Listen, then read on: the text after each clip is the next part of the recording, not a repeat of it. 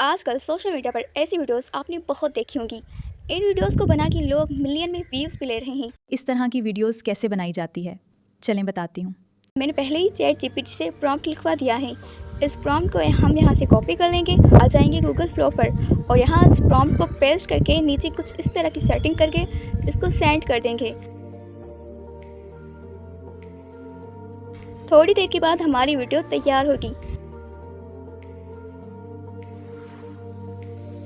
Uncle ذرا ایک بات پوچھوں؟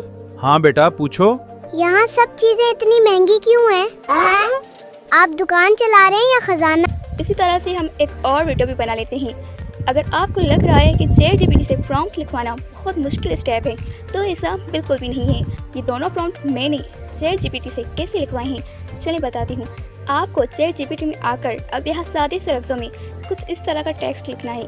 ہاں صرف یہی کچھ باتیں آپ کو لکھنی ہیں اور پھر اس کو سینڈ کر دینا ہے۔ آپ دیکھیے گا صرف کچھ ہی سیکنڈس میں آپ کی ویڈیو کا پرومپٹ بالکل ریڈی ہوگا۔ اسی طرح سے آپ کسی بھی ویڈیو کا پرومپٹ لکھوا سکتے ہیں۔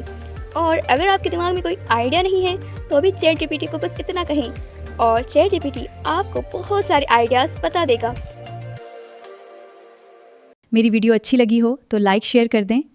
میں ملتی ہوں نیکسٹ ویڈیو میں، تب تک کے لیے خدا حافظ۔